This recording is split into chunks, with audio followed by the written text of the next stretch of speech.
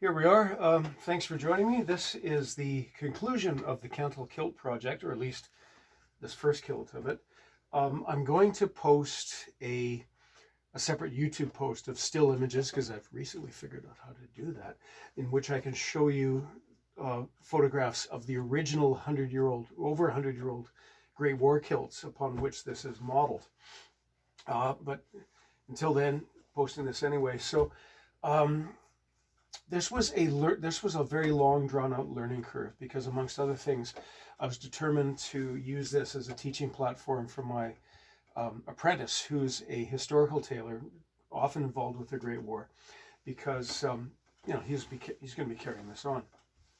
So we were starting with the proper regimental tweed, the black watch tweed, but we were determined to do a proper job of it. If you look at the images, which you'll see separately, of the original kilt, none of the pleats were centered on the red line. They were all askew, and without handling the thing, I can't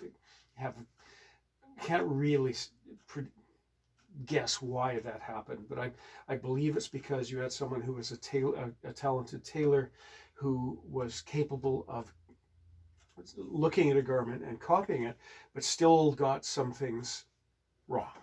So the original kilts were made with maybe 6 yards of cloth.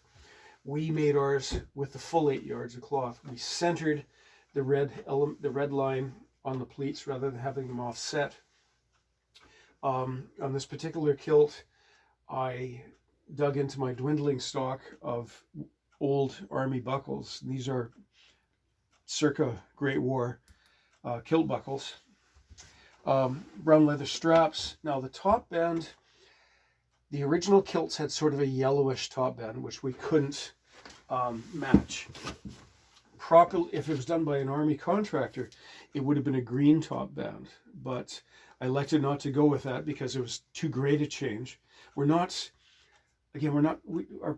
purpose wasn't to completely perfectly replicate these old kilts. We wanted to do them better, so we didn't use the green. We used a slightly wider buff, tan, whatever you want to call this, top band, because one of my concerns about the tweed was it's very easily unraveled. It's a rather loose weave, so I didn't want to have too fine a seam allowance on the inside, because frankly, if it unravels, we would see what we've seen so many times before.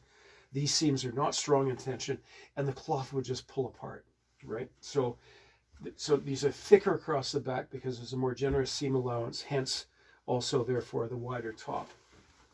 Although I am happy to say on the inside, we do have the original weight of cloth that was this rough woolen cloth used for the linings, and this is absolutely faithful to the original, because we found a shop that offers reproduction period cloth.